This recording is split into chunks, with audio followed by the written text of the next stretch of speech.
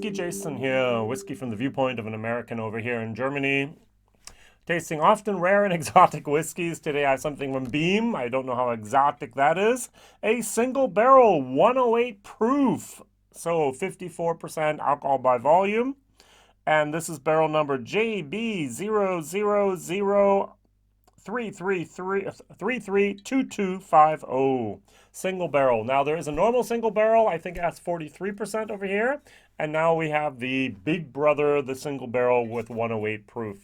Now a friend of mine asked me actually, Jason, where do I sort this whiskey in the Jim Beam product family? Where does it belong?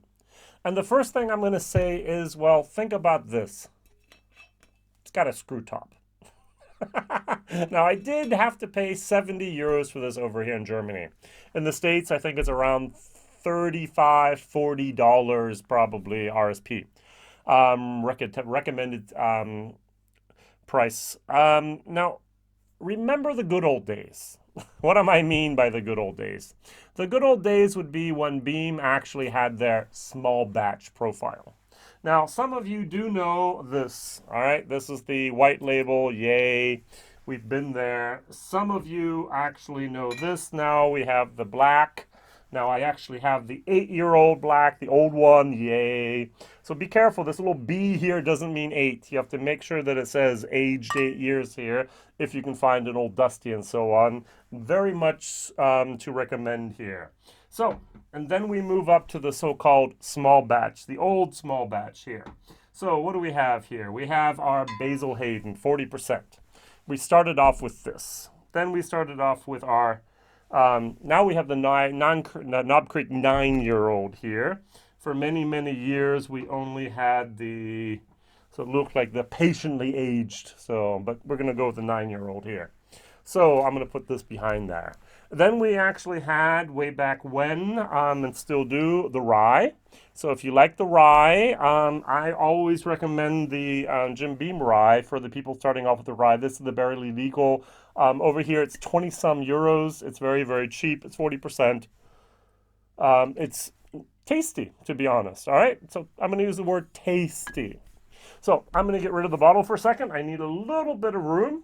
So, and then we move up here to our nice little, here we go, our Bakers. Remember that old bottle?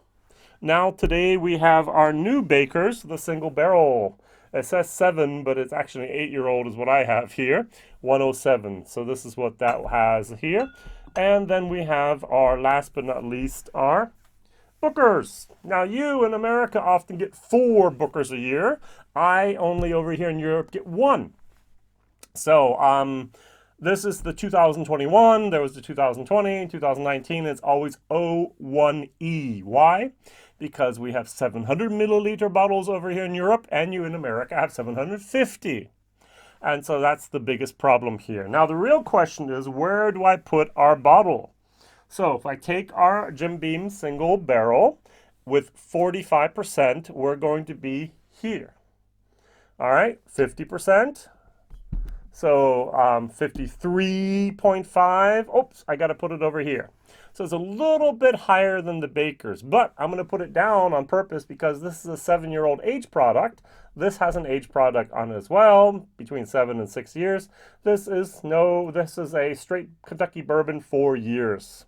So it's more than the patiently aged. No, probably not. Patiently aged is probably longer. So it's here with the ABV. Now with the price, we're actually also here at the moment. Yeah, so I can get this over here for some reason, the Bookers for 64, 65 euros. You're paying $80 in the States. I get Bookers cheaper than you do. Don't know why. Bakers, on the other hand, has just been terrible. The prices have exploded. We have no supply. Very, very dangerous. This, our Knob Creek 9-year-old, it was on sale just last week at Amazon over here for 22 euros. We actually bought out Amazon. They ran out of products because we were just encouraging everyone to do that. And this actually costs a little bit more. We're around 28 euros for the Basil Hayden here. All right, so that's this. I'm going to get rid of some of these bottles here. And of course, we have a couple other things from Jim Beam that are a little bit different and a little bit, I'm going to use the word unusual. What do we have? For example, we have here our Jim Beam. Remember this one? The signature craft, the 12-year-old. So you cannot find, every once in a while, you'll find a Dusty over here, and you can go buy them and try that, but otherwise, nope. So 43%, 12 years age, very, very nice age statement here. A beautiful, beautiful bottle. I miss them a little bit. And last but not least, something that came out just a little while ago. Over here, we have a bottle design like this. You have more or less a blue label for some reason. I don't know. I like my bottle. It looks a lot better. And so this was the cooperation between Suntory and Beam, a little bit of red wine, finished single malt, red wine, finished straight bourbon, Kentucky bourbon whiskey in here, and blended and perfected. We're at over about 45 to 50 euros for this. Also a very, very nice product. So, and one last thing. So I'm going to compare. I'm going to have over here my nice little Bookers. Over here, I'm going to have my single barrel. And over here, I'm going to have my Knob Creek. So, now, something that I did not know before I was starting to research this, and I want to have a big shout out for the Bourboner blog, is we have a so-called Beam production cheat sheet.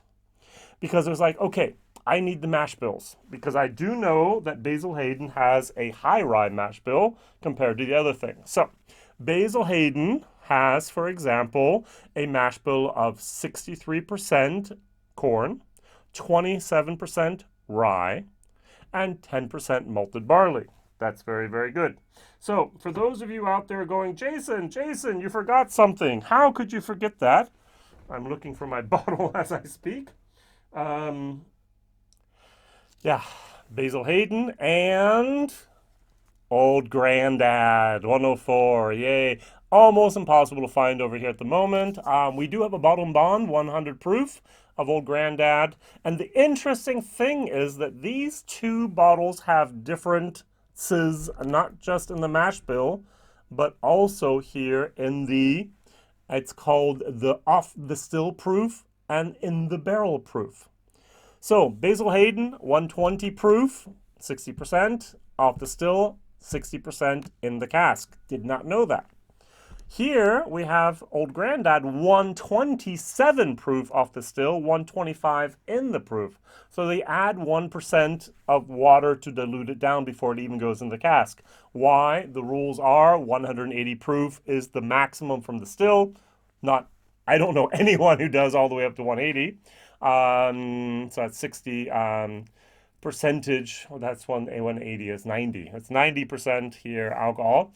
And it's only maximum 120 proof here for the barrel entry. So I think I just said something totally wrong because, of course, the rules is that we can only enter we cannot be distilled at more than 160 proof, which is 80% alcohol. 80%, 160. Why? I, as a dumb European, I know I'm an American, but I love the percentage. And by the way, on every single bottle in America, you have to have the ABV, the alcohol by volume, but you don't have to have proof. Another reason not to use proof. Sorry, guys. I know you love proof, but I'm bad at dividing by 2 for some reason. All right, so that's that. And if we go back over to our other bottles, which means here we have our Knob Creek, 130 off the still proof, but 125 into the barrel. So 5% proof points, it goes down with water. So over here we have our Bookers, 125, it goes into the barrel at 125, and now the mystery thing is if the Jim Beam is the same thing as the white label comes off the still at 135 and enters the barrel at 125, which means we add actually 10 proof points of water. Did not know that. Did you? I'm still learning about bourbon. Who would have guessed? All right, so very, very good. Now, I should have poured these while talking the whole time. I'm so sorry, but my goal is to help people in Germany, either in the English or the German language here with my videos, to actually learn more about rye and bourbon. So I've declared myself to be the, if not one, of the main bourbon teachers of Germany. All right, so we're always talking, and I'm always learning, and I'm always trying to explain to others what's the biggest differences here between bourbon, rye, and Irish whiskey and or single malt Scotch. All right, so what do I have here? I have Knob Creek, 50% alcohol. 20, I'm going to say under 30 euros. I have over here a 2021, which is for me the 62.65 batch. This was 6 years, 11 months, and I paid 65 euros for this. And this is our 108, so our 54%. And this is a no-age whiskey, and I paid 70 euros, the most expensive on the table here. All right, I'm going to start at the weakest and move my way up. So, Knob Creek. Now, Knob Creek and I were not the best of friends. I think Knob Creek is an excellent whiskey to start off with, but for some reason, Knob Creek is a tiny little bit nuttier than I like, a tiny little bit different than my wheelhouse of the whiskeys I appreciate. This is a C plus B minus whiskey. This is an excellent, excellent whiskey just to have and to taste and to start off with. But to be very honest, I prefer the Bookers much more. So, on the nose, I get a nice rounded moment with some nice brown sugars and a tiny, tiny little bit, not tiny, and a little bit of nuttiness. More of a peanut type of nuttiness. Now, the Jim Beam single barrel, it's different. It's herbal. It's less sweet. And there's more of an alcohol sharpness in here. Now, I don't think it's just the 4% ABV. I think it's the age as well. The 9% really does this Knob Creek well. And this is basically a 4+ year product. And there's a little bit here of something missing, in my opinion. Or I'm going to add a little bit too much of something that should have been rounded off on the edges.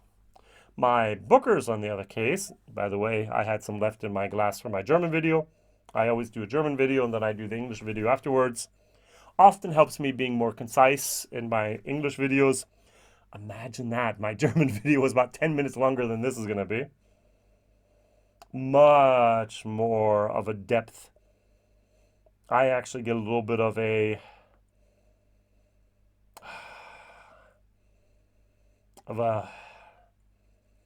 like, I'm going to go with root beer, but it's not root beer. This is just yummy. Yummy, yummy for my nose. All right, I'll come back to more exact notes here in a moment. All right, start off with the Knob Creek. Cheers, Jim Beam today.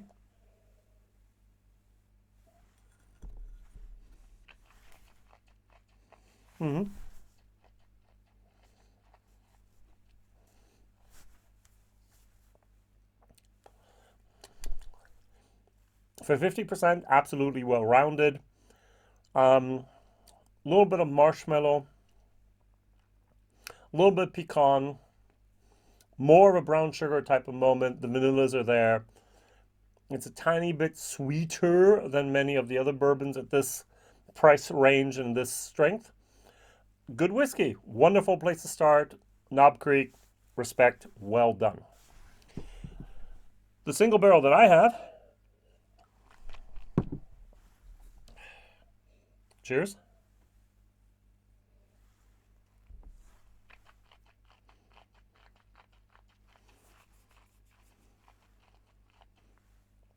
The first thing I notice, it's thinner. Then there's that herbal moment. Think of these cough drops from Switzerland, Ricola, for example. Less of the sweetness, less of the marshmallow, less of that pecan moment, more of an herbal type of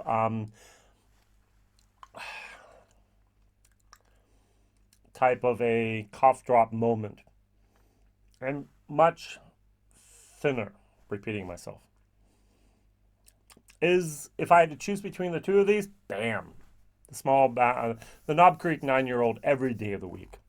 As I said, this was 22 euros on sale. This is 69 euros on sale. I can get 3 bottles of these for one of these. 54%, 50%. Go for this every day of the week. Now, there is something in my grading system I use every once in a while. I talk about the taste. This is, as I said, C plus, B minus. This is more of a solid C. There's a value for money. 70 euros for a C bourbon. It's a D. And there's something called the uniqueness factor. The uniqueness factor, there is a Jim Beam single barrel out there. It's been out on the market now for about 4 years. They show up every once in a while. Costs about half the price, and that's okay, but we have not had anything with a little bit higher proof. And therefore, the uniqueness factor is definitely a B+. If you've tried everything from Jim Beam and can't get your hands on anything else new, and you really need to have something else on your shelf, bam, go for this. If you're looking for the best flavor experience, go for this. You can find this over here for 70 euros. Cheers.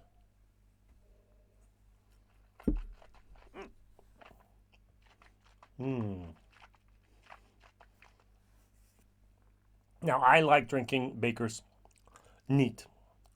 No water added. You can add water, but it has a much more heartwarming flavor. The thickest of the 3, great mouthfeel, great taste. Also, the aftertaste is just beautiful. The wood is there without overpowering. It's not too sweet. It's not too herbal. It's just right. Now, I did not like the 2020 version. I love the 19, I love the 21, but the 2020 was very, very herbal. It was like this, a little bit more just ABV. But this is very well balanced. Well done there, you guys. So if I were to put these in ranking, this is my first choice, this is my second choice, and this is my third choice. But uniqueness factor, if you don't have it and you want to have it, go for it, try it, and buy it. My question of the day is, what is your favorite Jim Beam product? So what have you had from Jim Beam that you love? Now, we never received any of those 12-year-old store picks. We do at the moment have a 12-year-old over here in Germany at one shop. 129 euros, I think, is what they want to ask for that. It's just, to be honest, I think it's way, way, way, way too... I actually boycotted it. I was just like, nope, not going to buy that one. It's a 12-year-old Jim Beam product here.